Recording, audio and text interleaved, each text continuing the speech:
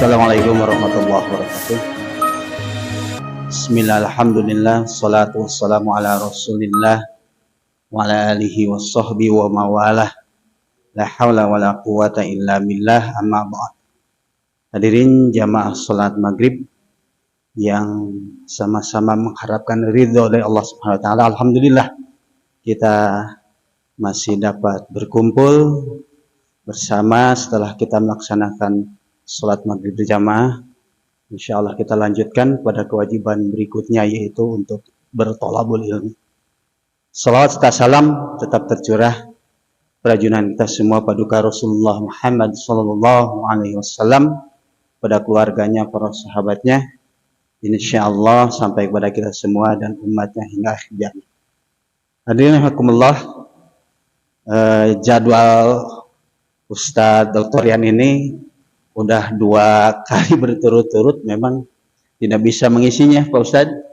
Jadi mohon maaf, waktu kemarin ada Persib, jadi memang masjid di Abu Bakar ini masjid sentral, jadi tidak kondusif lah, kurang kondusif. Tapi mudah-mudahan ketika kita tidak melaksanakan pengajian dan itu digantikan dengan kebetulan ada infak sodakoh nih Ustaz untuk masjid dari ada perparkiran ataupun yang lainnya, mudah-mudahan jadi amal kita bersama juga. Itu untuk pemberitahuan dan mohon dipermaklumkan saja. Untuk satu waktu kami persilakan pada Ustaz untuk menyampaikan materinya.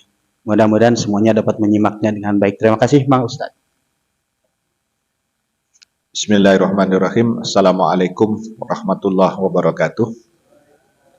Alhamdulillahirabbil alamin, wassalatu wassalamu ala asyrofil anbiya'i wal mursalin wa ala alihi washabbihi ajmain. Asyhadu an la ilaha illallah wa asyhadu anna Muhammadan abduhu wa rasuluhu alladzi la nabiyya wa la rasula ba'dah. Amma ba'd. Bapak-bapak sekalian yang dimuliakan oleh Allah Subhanahu wa taala, pertama tentu mari kita panjatkan puji syukur kehadirat Allah Subhanahu wa taala.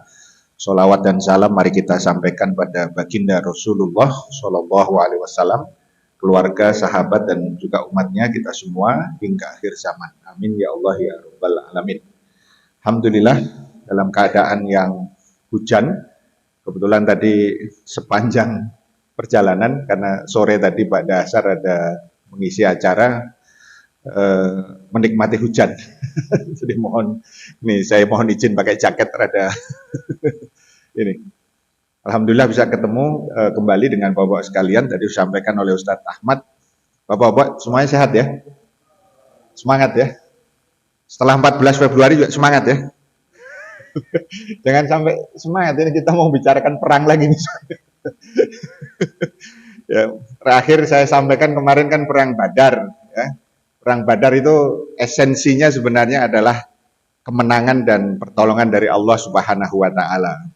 Pelajaran hari ini itu adalah terkait dengan perang Uhud. Ya, perang Uhud itu adalah memiliki pelajaran yang sangat luar biasa, Pak. Bukan kekalahan, ya, tetapi adalah bagaimana kaum muslimin diuji tentang kesabaran dan keistiqomahan. Nanti kita akan lihat dari situ, sehingga ada sebagian orang yang mengatakan bahwa kaum muslimin kalah di dalam perang Uhud. Salah itu sebenarnya. Nanti kita akan lihat. Nah, setelah perang Badar, itu ada perang Uhud yang memberikan pelajaran yang sangat luar biasa bagi kita semua tentang bagaimana kemudian kita memaknai peristiwa-peristiwa yang ada di sekitar Rasulullah Shallallahu alaihi wasallam. Nah, ini medannya Bapak-bapak sekalian. Jadi yang disebut dengan Gunung Uhud itu ada yang di belakang ya, yang ada di sini, yang ada di sini. Ini yang namanya Gunung Uhud. Sementara arah pengambilan foto itu biasanya disebut sebagai Jabal Rommel. Jabal Rommel itu adalah bukit pemanah. Jadi bukan seringkali orang keliru mengatakan Gunung Uhud itu di mana? Gunung Uhud itu yang di belakang. Sementara tempat mengambil gambar, arah mengambil gambar berarti dari arah atas, itu yang disebut dengan Jabal Rommel. Jabal Rommel itu bukit para pemanah yang nanti kita akan ceritakan bagaimana kemudian pemanah-pemanah ini diuji kesabarannya oleh Allah Subhanahu wa taala. Jadi kalau kita bicara tentang Uhud, Pak, ini tetap semangatnya itu semangat perang. Ya, semangat yang luar biasa sebenarnya. Jadi kalau di dalam kehidupan itu antara atas bawah, up and down itu biasa, begitu ya. Tetapi saya ingin menggambarkan bahwa ini bukanlah kekalahan. Nah, kalau kita ke Uhud, Bapak-Bapak sekalian, itu ada satu mungkin kalau di sini mungkin disebutnya semacam kayak peta lah begitu, atau mungkin lebih tepat sebenarnya memang kurang pas kalau di ini kan. Ini yang menggambarkan tentang peta perang Uhud itu sendiri, gitu ya. Ini dibuat sudah cukup lama, terakhir saya ke sana itu masih seperti ini.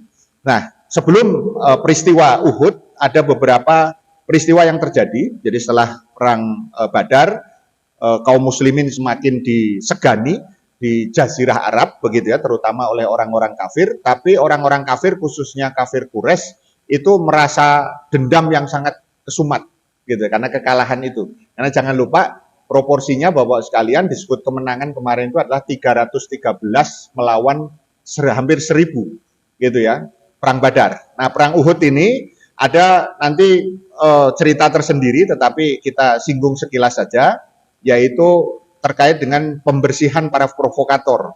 Nah, gitu. Jadi ada beberapa orang-orang yang mencoba untuk kemudian memancing-mancing permusuhan dengan kaum muslimin. Itu yang pertama. Ada di antara nama-nama Asma binti Marwan, ada Abu Ufaik, ya, orang Yahudi.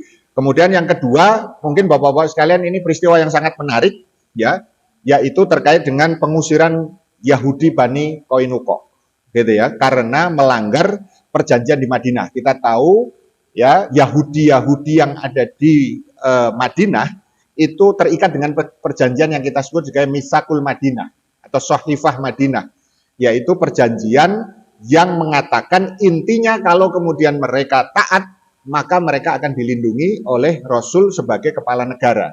Karena posisi Nabi bukan hanya sebagai Nabi dan Rasul, tetapi juga sebagai kepala negara. Dan Piagam Madinah, Bapak-bapak sekalian, sekali lagi harus dicatat, itu adalah piagam tertulis pertama di dunia, gitu ya. Jauh dari piagam-piagam yang selama ini kalau di kuliahan itu dijadikan sebagai rujukan.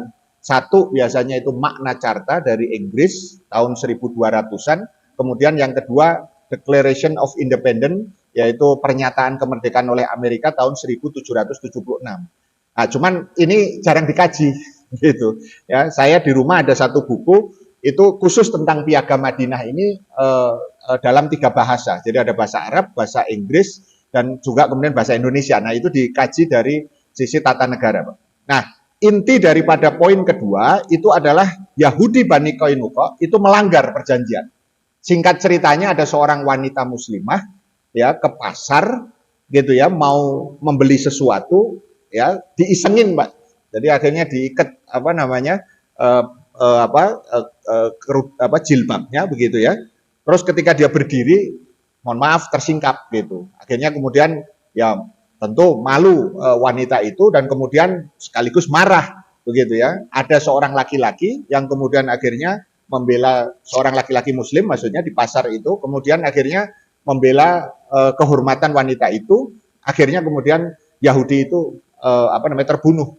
Dan akhirnya kemudian laki-laki itu juga kemudian dibunuh, begitu kan. Nah, kemudian terjadilah ya persengketaan itu, dan akhirnya Rasul mengusir, ya, sanksinya itu adalah karena pelanggaran yang mereka lakukan. Karena jelas TKP-nya itu yang membuat masalah itu adalah Yahudi Bani Qainuqa itu. Nah, itu poin pertama yang terkait dengan ini. Dan salah satu yang kemudian juga diingatkan ya oleh Allah Subhanahu wa taala berkaitan dengan peristiwa ini, itu adalah surah Al-Maidah ayat 51. Ya, yang kita kenal selama beberapa tahun terakhir ini adalah surat yang bahasa saya itu mempersatukan umat Islam, gitu ya. Kalau Al-Qur'an udah pasti ya, ini salah satu surat yang menyatukan kita di tahun 2016 itu adalah ketika seorang kafir Ahok itu kemudian menghina, ya, dan kemudian akhirnya dia dihukum, begitu ya. Nah, di mana kemudian di situ Allah ingatkan kepada kita, ya ayyuhalladzina amanu la tattakhidul yahuda wan nasara auliya. Gitu ya, wahai orang-orang yang beriman, jangan kalian menjadikan orang Yahudi dan Nasrani itu sebagai teman, setia, ada juga kemudian wali, termasuk di dalamnya pemimpin di situ. Kenapa? Karena mereka satu sama lain itu adalah saling melindungi, dan barang siapa di antara kamu yang menjadikan mereka sebagai aulia tadi itu, wali, pelindung atau pemimpin, maka sungguh dia adalah bagian dari mereka. Sungguh Allah tidak memberikan petunjuk kepada orang-orang yang zalim. Jadi kata kuncinya di aulia ini, gitu ya.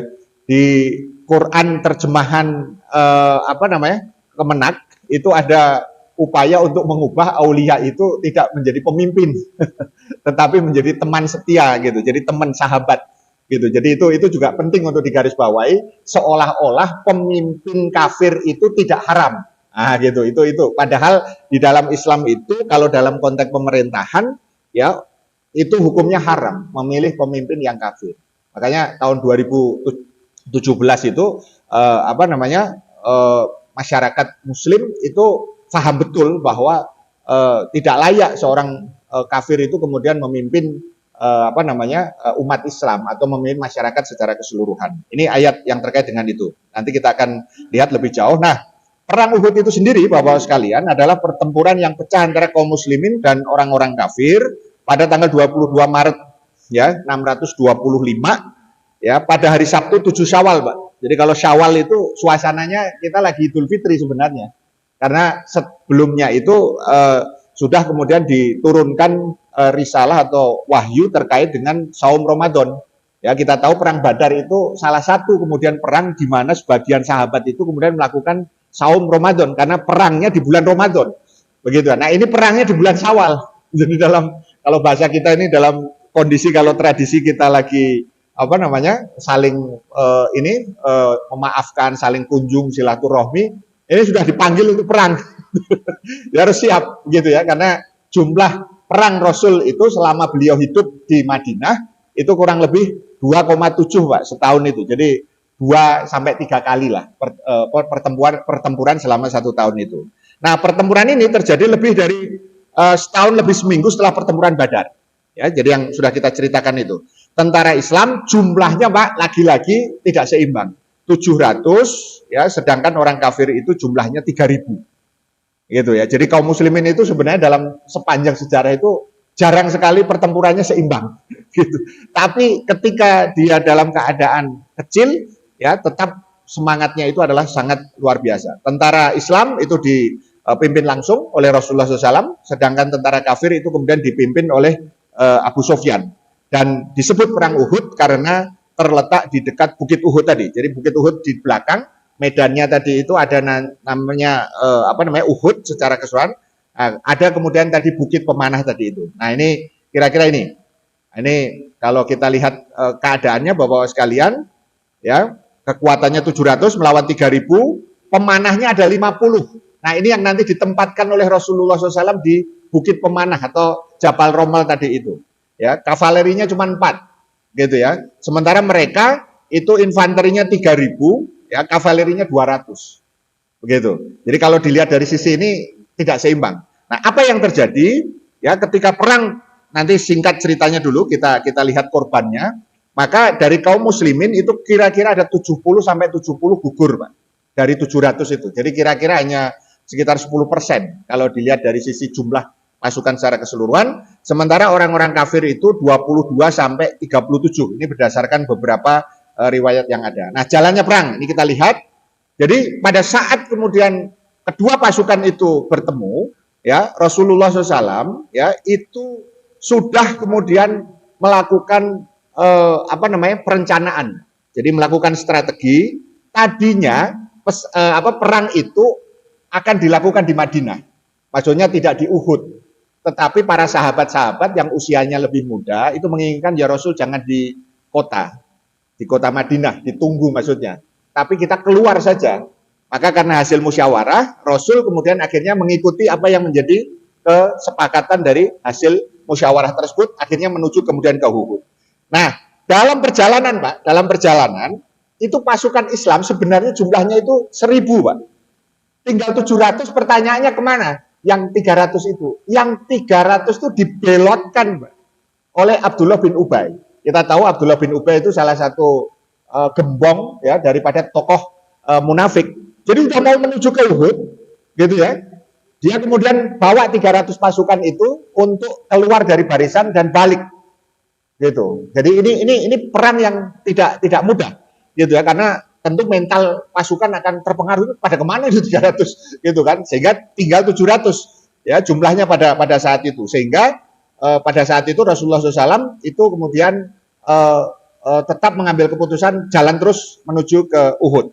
Nah, ibrah awal apa yang bisa diambil? Satu, Bapak-bapak sekalian, pentingnya terikat tentang hasil musyawarah. Tadi, ketika Rasul memilih untuk menunggu musuh di kota Madinah, ternyata kemudian hasil musyawarah menunjukkan sahabat-sahabat menginginkan ke luar Madinah, jadi ke Uhud, maka Rasul walaupun pemimpin, dia tetap mengikuti. Nah, ini poin pertama. Poin kedua, tetap fokus meskipun dikhianati. Gitu. Coba bayangkan bahwa kalau sudah nggak jadilah, balik aja tuh. Ngukum Abdullah bin Ubay saja gitu kan, tidak, sudah biarin aja kata Rasul, kita fokus menuju kepada sasaran dari perang Uhud itu sendiri. Nah, Rasul SAW ya itu kemudian strategi utamanya adalah karena tahu jumlahnya lebih sedikit, maka beliau menempatkan 50 orang di Jabal Rommel tadi itu, di Bukit Pemanah itu ya. Nah, pesannya Pak, ini yang ujian kesabaran, pesannya gunakan panahmu terhadap kavaleri musuh. Karena kavalerinya tadi ada sekitar 200, gitu ya. Jauhkan kavaleri dari belakang kita, selama kalian tetap di tempat, bagian belakang kita aman. Jangan sekali-kali kalian meninggalkan posisi ini, jika kalian melihat kami menang, jangan bergabung. Itu sudah diomongin dari awal. Jika kalian melihat kami kalah, jangan datang juga untuk menolong kami. Jadi pokoknya tetap hidup mati ada di atas, jangan sekali-kali turun. Nah, ini yang menjadi ujian. Nah, medannya begini kira-kira Bapak sekalian. Kelihatan nggak ya? Nah, ini Bukit Uhud ya, biar nggak ini. Nah, ini Jabal Uhudnya, ini Bukit Rommel tadi itu. Nah, pasukan kaum muslimin itu ada di sini. Ini pasukan orang-orang kafir. Terjadi kemudian pertempuran, singkat ceritanya begitu ya. Sampai kemudian pasukan Uhud itu sebenarnya sudah berhasil kaum muslimin mendorong mereka untuk kemudian mundur. Gitu. Itu ceritanya. Nah, karena mereka mundur Bapak-bapak sekalian, tradisi perang itu bawa segala yang mereka punya. Ya, maka di situ kemudian tergodalah mereka ketika mereka mundur pada sesi pertama itu, mereka melihat adanya ghanimah. Ada kemudian harta-harta yang mereka bawa itu, dan kemudian pasukan panah itu yang jumlahnya 50 tadi itu Pak, tergoda. Gitu. Karena tergoda, apa yang terjadi? Mereka kemudian turun, merebut harta pampasan perang tadi itu, tanpa mengindahkan kembali apa yang disampaikan oleh Rasulullah SAW bahwa menang atau kalah, kamu tetap sekalian ada di atas bukit ini. Nah, makanya kemudian terjadilah apa yang terjadi. Nah, Bapak-bapak bisa melihat, begitu kaum muslimin yang ada di atas tadi itu turun, Khalid bin Walid, Pak, pada saat itu yang belum masuk Islam, itu melihat celah. Apa celahnya? Begitu kemudian tidak ada pasukan yang halangi kaum pasukan kavaleri berkuda, maka kemudian dia masuk dan kemudian dia mundur untuk mengelilingi bukit dan kemudian menghantam kaum muslimin dari arah belakang. Bapak bisa kebayang bagaimana kemudian kita ngadepin musuh, ini dia kabur, tapi sebagian itu keluar masuk menyerang kita dari belakang. Nah, di situ titik kritis yang kemudian dimaksud. Sesi pertama sebenarnya sudah menang kalau pasukan panah tadi itu tidak tergoda, tapi sesaat setelah mereka tergoda turun, maka kemudian disitulah titik kritis kedua itu kemudian terjadi. Pasukan daripada Khalid bin Walid muter Gunung Uhud dan menghantam dari belakang, dan terjadilah apa yang terjadi, Pak. Ya, ini salah satu ininya misalnya Abu Dujanah. Ya, ini kegagahan dari Abu Dujanah, salah seorang sahabat Rasul, itu gayanya kalau jalan Pak itu legek kalau bahasa kita mungkin. Wah, gitu ada. Rasul itu mengatakan begini, aku itu tidak suka dengan cara kamu berjalan itu kecuali di perang ini. Maksudnya untuk kemudian membuat mental musuh itu kemudian down gitu. Jadi kan dia tidak merasa takut gitu. Nah, yang lebih utama peristiwa pentingnya itu adalah ketika terjadi serangan balik tadi itu Pak, Hamzah bin Abdul Muthalib, paman beliau, paman Rasulullah SAW yang dikenal sebagai Asadullah, singa Allah itu kemudian gugur. Ini salah satu janji daripada Hindun, Pak. Hindun itu adalah istri dari Abu Sofyan yang ketika perang Uhud, saudaranya, bapaknya itu kemudian tewas oleh Hamzah. Maka kemudian Hamzah itu diincar oleh Hindun agar kemudian dibunuh, dan dia mengutus seorang budak namanya Wasi. Dia dijanjikan, Wasi, kalau kamu kemudian nanti bisa membunuh Hamzah, maka engkau akan diberikan kebebasan. Nah, Wasi tidak ada masalah dengan Hamzah, yang dia inginkan hanya satu, bebas. Maka kemudian dia melakukan itu, dan ketika kemudian serangan balik itu terjadi, Wasi dalam posisi yang tepat, dan akhirnya kemudian dia berhasil membunuh Hamzah. Tidak hanya sekedar dibunuh, Pak, tetapi kalau bahasa kita sekarang dicincang. Karena kemudian dibelah, ya, hatinya itu diambil. Gitu. Telinganya juga dipotong sama Hindun nanti yang ada di situ. Ya. Ini yang luar biasa. Nah, yang kedua, Pak, ini ada cerita yang luar biasa. Di tengah sesi yang kedua itu ada seorang sahabat namanya Hanzalah. Ya. Bapak-bapak ini pasti pernah dengar cerita ini. Dia disebut sebagai Hanzalah, dijuluki Al-Husail. Ya, Al-Husail itu yang dimandikan. Ketika dia gugur, Pak, Rasul itu setelah perang nanti dia akan bertanya, siapa ini? Ini Hanzalah ya Rasul. Coba kamu tanya, ya, kenapa dia sebelum atau keadaannya apa sebelum kemudian dia perang? Ternyata Pak, dia itu perang dalam keadaan junub. Gitu. Jadi setelah sholat subuh gitu, ternyata dia pengantin baru, Pak. Nah, ini luar biasanya, pengantin baru ini harus dengar cerita Uhud. Gitu. Dan kalau pengantin baru ya sudahlah, yang lain aja lah, saya nanti absen aja. Gitu kan. Ini dia ikut, Pak. Dan belum sempat mandi junub, dia ikut itu. Pasukan itu kan terbunuh. Maka kemudian Masya Allah, inilah luar biasanya Islam. Itu ketika dia terbunuh, Pak, malaikatlah yang memandikannya. Maksudnya memandikan mandi besarnya itu. Masya Allah. Makanya dia dijuluki, kata Rasul, itu adalah Hanzalah yang dimandikan. Maksudnya yang dimandikan oleh malaikat tadi karena dia ikut perang dalam keadaan junub, ya, yang kemudian itu membuat dia menempati posisi yang sangat luar biasa. Nah, ini pasukan kaum kafir Quraisy dipukul mundur, kemudian terjadi tadi kelalaian pasukan panah melihat harta ghanimah, manuver dari Khalid bin Walid. Ini yang tadi. Jadi kita balik dalam keadaan yang ada di sini. Dan pada saat itu Bapak-Bapak sekalian, peristiwa yang paling kemudian berat itu adalah kondisi kritis dari baginda Rasulullah Shallallahu Alaihi Wasallam. Saat itu ketika ada serangan balik, Pak, itu para sahabat itu kocar-kacir, gitu. Karena sampai kemudian mereka tidak sadar kalau Rasul itu ada di tengah mereka. Maksudnya kan Rasul di barikade kan. Tapi karena kemudian serangan itu kaget, akhirnya membuat mereka kemudian dan hanya tinggal dua, Pak, yang kemudian menjadi tameng hidup daripada Rasulullah SAW itu, sampai kemudian mereka mengalami luka yang sangat luar biasa. Jadi ini yang nanti melindungi Rasulullah SAW, yaitu Sa'ad bin Abi Waqqas dan Tolhah bin Ubaidillah. Ini kalau diceritakan sangat detail, Masya Allah, Pak, akan sangat luar biasa. Tapi ini gambaran sekilas saja. Dan kemudian juga syahidnya seorang sahabat yang namanya Mus'ab bin Umair. Bapak masih ingat Mus'ab bin Umair? Mus'ab bin Umair, masih ingat? Itu adalah duta Islam yang pertama, Pak, yang dikirimkan oleh Rasul untuk membela orang-orang Yasrib, orang-orang Madinah, sehingga mereka mau untuk kemudian menerima Islam. Mus'ab itu, Pak, itu orang bangsawan. Tapi dia kemudian meninggalkan kebangsawanannya, kemewahannya, demi untuk Islam. Maka nanti ketika mau dikubur, Mus'ab ini, Pak, itu bajunya atau kainnya itu kurang. Ditarik ke bawah, kepalanya kelihatan. Ditarik ke atas, kakinya yang kelihatan. Gitu ya.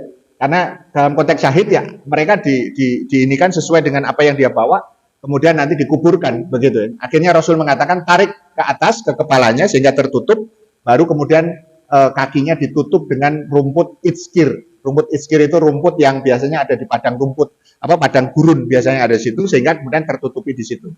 Ada seorang juga sahabat Bapak sekalian namanya Anas bin Nadhr. Ini cerita-cerita yang luar biasa.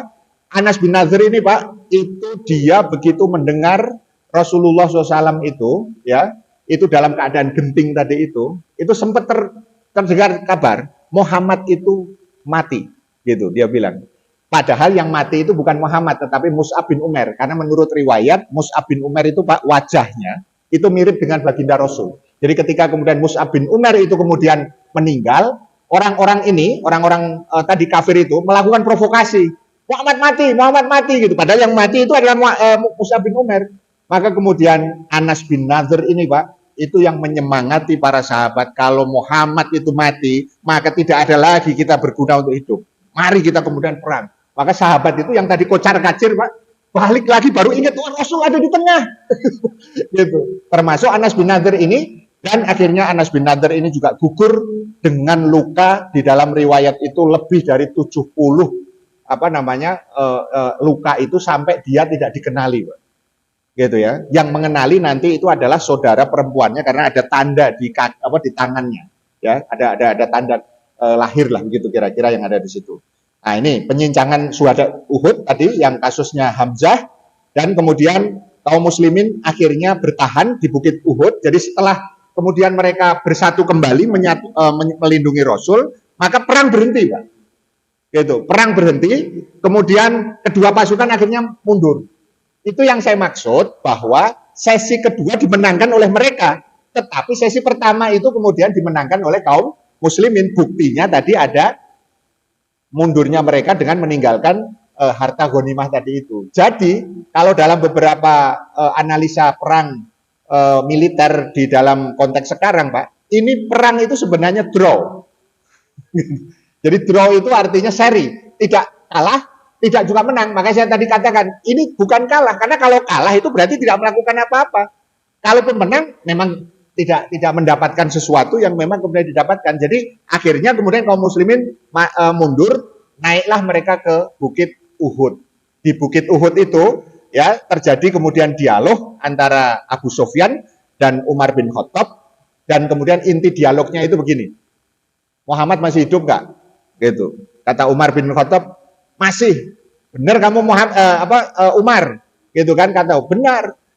Karena sesungguhnya dia masih ada bersama-sama dengan kami. Setelah itu kemudian mereka akhirnya, maksudnya dua pasukan ini kemudian akhirnya berpisah di situ, ya, karena kemudian ya keadaannya tidak diteruskan lagi. Mereka juga orang-orang kafir itu juga ragu-ragu juga untuk kemudian melanjutkan perang ini. Kalau dilanjutkan belum tentu juga ini kita menang. Tapi mereka juga mikir kalau kemudian mundur, wah ini gimana? Akhirnya kemudian terjadilah tadi peristiwa di mana kemudian akhirnya perang ini kemudian selesai di titik Bukit Uhud tadi itu. Nah, pemakaman setelah itu terjadi pemakaman syuhada Uhud. Nah, ini makamnya, Pak.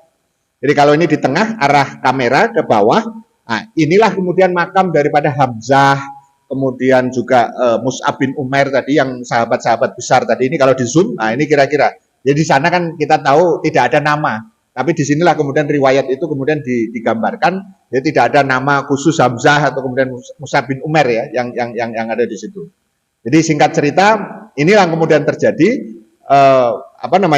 dari kaum muslimin ketika kemudian mereka berhasil untuk melalui perang ini dengan bukti tadi itu, kesabaran tadi itu. Jadi karena tidak sabar, akhirnya kemudian Allah memberikan pelajaran, yaitu apa? Ya, terjadinya pukulan balik daripada kaum kafir tadi itu. Tapi untungnya tetap saja kemudian pukulan itu tidak sampai membuat kekalahan di tengah-tengah kaum muslimin. Buktinya apa, Pak? Buktinya ya setelah mereka pulang lagi ke Madinah, kaum muslimin, Pak, itu Rasul hanya memberi waktu 1 hari, Pak. Ya, 1 hari pasukan itu kemudian istirahat sejenak, begitu ya. Terus kemudian Rasul mengatakan kita keluar lagi. Coba Bapak bayangkan, ini secara mental perang, Pak, itu membuat istilahnya penguatan agar jangan sampai mereka terlarut di dalam keadaan yang seri tadi itu.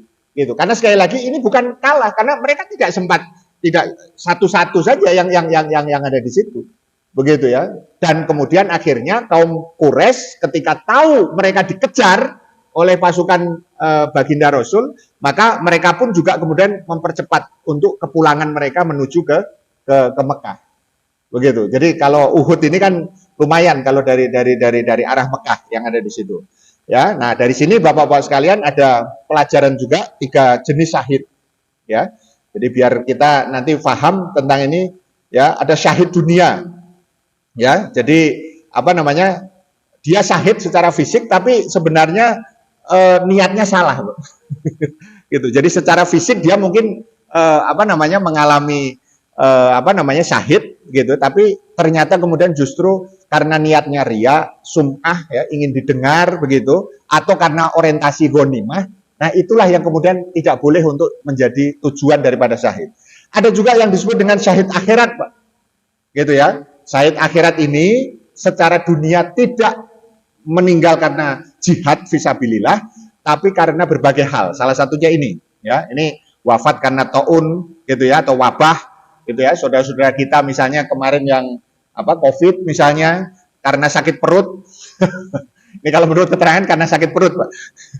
Kemudian juga karena tenggelam, tertimpa bangunan, ya, wafat di jalan Allah selain peperangan, termasuk diantaranya wanita. Ya, bagi ibu-ibu yang kemudian karena melahirkan dia itu apa namanya wafat, itu pahalanya adalah syahid akhirat.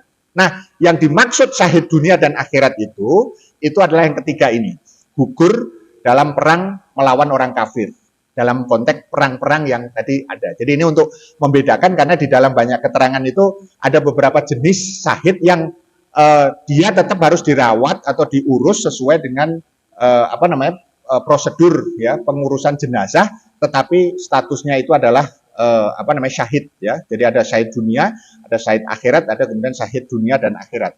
Dan pelajaran yang bisa kita ambil dari perang Uhud ini, satu adalah pentingnya soliditas di internal kaum muslimin. Tadi buktinya ada pengkhianatan dari Abdullah bin Salul tadi itu, Pak. Ini yang menjadi problem umat Islam itu, biasanya kalau menghadapi musuh kuat, tapi kalau di dalam digerogoti.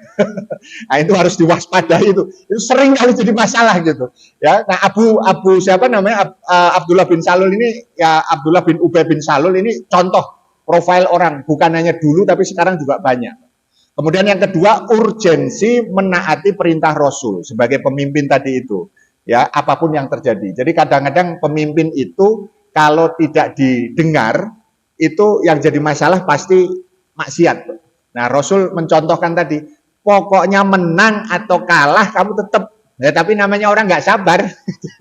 Ada harta. Gitu. Nah, ini yang penting untuk menjadi pelajaran bagi kita. Yang ketiga, Bapak sekalian, kaum muslimin mengalami kerugian. Tadi ada sekitar 70 ya orang, tapi hakikatnya tidak mengalami kekalahan. Kerugian mereka hanya 10% dari total pasukan, yaitu 700. Bandingkan dengan 3.000 yang mati di mereka 22. Jadi pasukan kafir pun tidak dapat menghancurkan pasukan kaum muslimin, mereka pun balik. Jadi itu yang saya maksud satu-satu tadi itu, secara fakta. Ya, dan yang ketiga, yang terakhir, hari kedua 8 Syawal setelah selesainya pertempuran, Rasulullah SAW memimpin pasukan untuk mengejar pasukan kaum Quraisy sampai di Hamraul As'ad, ya, yang ada di situ. Itu barangkali yang bisa saya sampaikan, Bapak sekalian. Jadi poin pentingnya, ya, dalam suasana yang mungkin sebagian orang merasa ini suasana pertempuran, gitu ya. Jangan pernah merasa kecil hati, gitu ya. Jangan pernah kemudian kita merasa apa namanya, mungkin ada hal-hal yang belum sampai kemudian kita raih, tetapi memang dibutuhkan di dalam perjuangan itu kesabaran dan juga keistiqomahan. Kesabaran tercermin dari bagaimana kita tetap fokus untuk menjadi penolong agama-agama Allah.